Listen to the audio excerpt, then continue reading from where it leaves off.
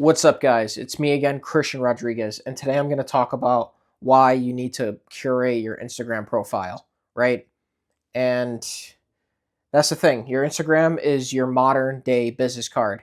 If anything, it's actually better than a business card because business card gets thrown away. Instagram is there forever, right? And the thing is, I made this video because most men's Instagrams suck. And when I say they suck, I don't mean it as an understatement. Like I really mean that they suck. Like they're terrible, right? And that's the thing. I'm not saying this because I have the best Instagram account, right? I'm not speaking from a high horse over here. I want to be clear, my Instagram isn't where I want it or need it to be yet, right? So like I've worked on it for like maybe like a year and a half ago, right? I started making progress towards it, and it's still working progress. I had to I started I'm gonna keep going on with the video, but I started unfollowing a ton of people. I started fixing it. I started curating it. I haven't worked on it in a while because I've been focusing on my business, and I'm also focusing on my YouTube, right? But this is something I'm gonna work on in the future, right? And but the thing is, you kind of have to get out of your comfort zone because that's what I did. Like I got out of my comfort zone when I solo traveled to Paris. I remember I hired a photographer, and this was the first time I ever hired a photographer to take pictures. And I ended up getting quality pictures while traveling, right? And it's the same when I was in Greece and Japan. I had a photographer friend who took really like high quality photos of me, right? That I was able to post on my Instagram. And I actually had hair back then, but now I got to update it at some point, right? But the first step you need to do, right, when it comes to curating your Instagram, at least something that I started doing, was you have to delete all of your trash photos. Like you have to get rid of them. The photos that don't do you justice, the photos that don't look great. You know, the photos of you. Uh, Maybe you have you and five of your boys from college all standing line up wearing the same black T-shirt or similar black T-shirt with jeans at your local college bar, holding beers. That's not a good. That's a terrible photo. Do not put that on your Instagram. Get rid of that. Or anything that makes you just doesn't do you justice, right? And if you need help with this and you're not sure, what you can do is you can set up some sort of master prompt on your chat GBT or Claude. I prefer chat GBT, but if you want to go Claude or Gemini or whatever one you want to do, you could do that too. But you could use chat GBT, send it a screenshot of your profile, right, and your pictures, and ask it, just generally ask it, hey chat GBT, I want to cultivate my Instagram to improve my image on social media. Do these photos do me justice? You could ask us something like that. It doesn't have to be word for word, but I'm just giving you an example for it, right? And that's the thing. When I started like getting rid of my shit pictures, right? And this was after I hired a photographer, right? It leveled up my profile. I'm not gonna say my profile is the best profile ever, but it definitely like it improved it, right? And I got rid of a ton of bad photos.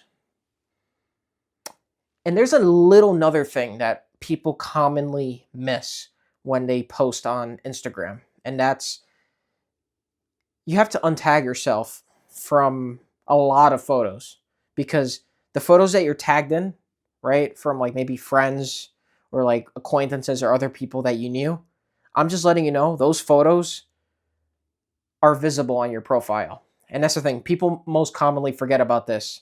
Everyone forgets about this. Even I didn't know about this until I realized that. I was like, oh shoot, this is visible too. And even though I curated my Instagram photos, right, my tag photos still had stuff of pictures I didn't want visible to the public, right? Like pictures, old pictures of me in college, or stuff, like stupid stuff. So I just got rid of it.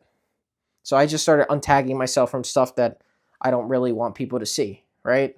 Or I don't want my image to be seen as being that guy anymore, right? So I just untagged myself from those images. And if you need motivation for this, women are basically FBI agents, right? And they will look at who you follow. They will look at what you're tagged in, right? They look at that stuff. They don't just look at your photos. They also look at the photos you're tagged in. So just letting you know that. So I highly recommend you get to that immediately, right? Another thing too, that the next step I would say, it's pretty simple. Just just make your account public, right? What are you hiding?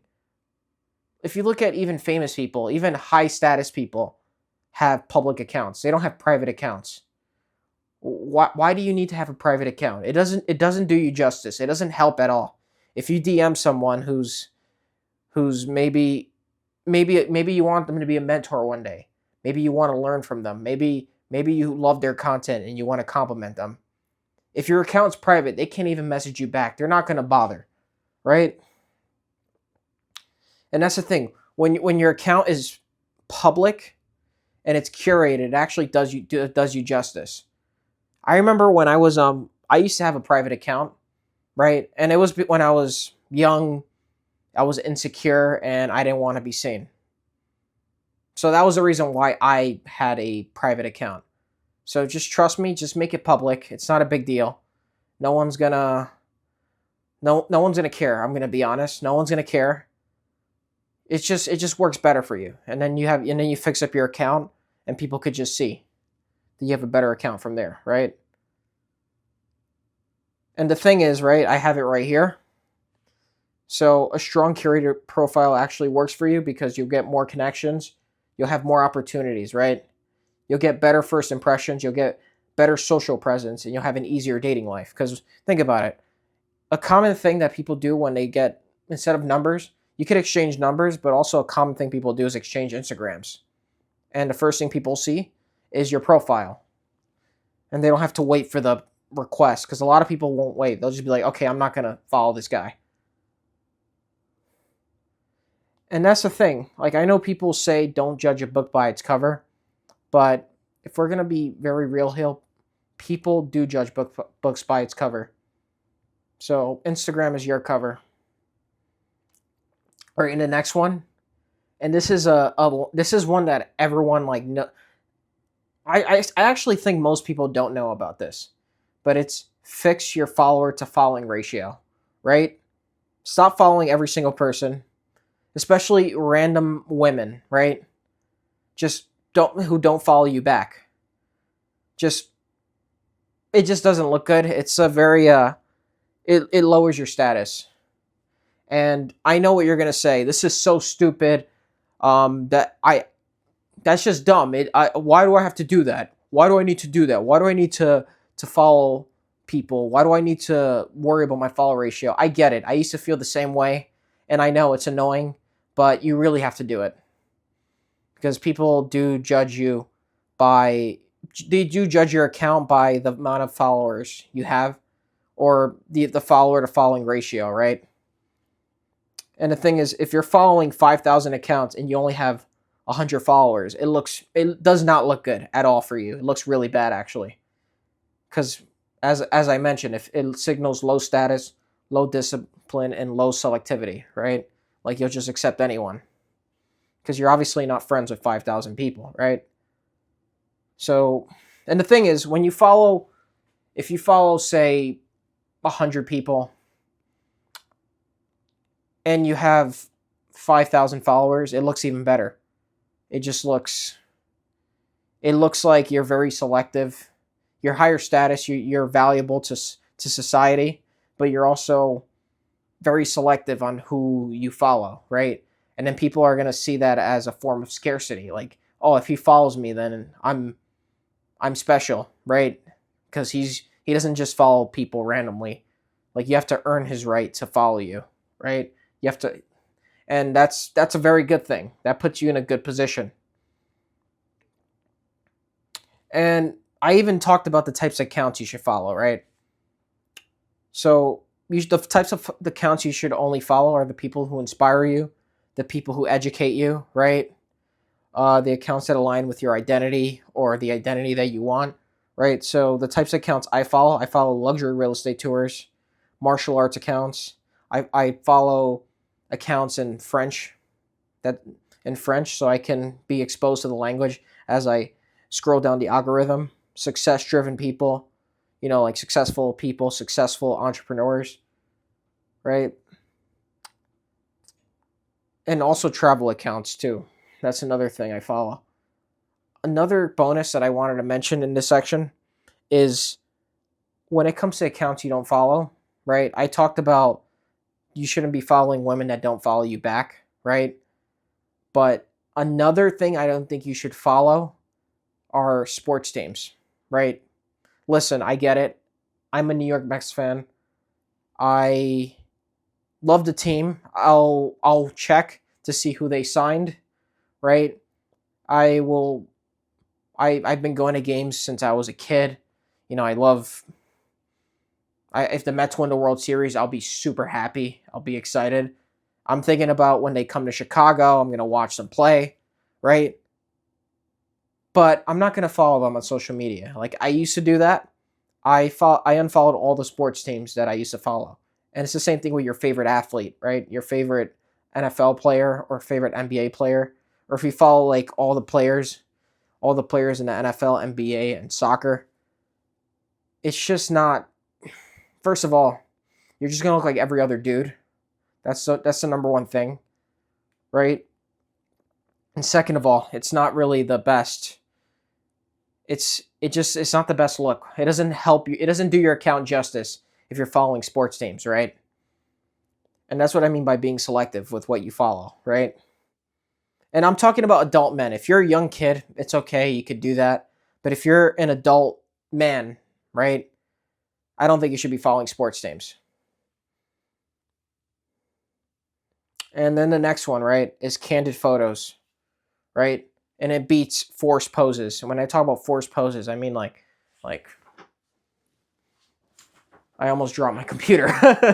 But the forced pose, like the or like or I don't even know, but like the awkward like poses that you do with the boys, or just any sort of like awkward. Most men don't know how to take pictures, including myself. Like I struggle with this myself. That's why I'm talking about it.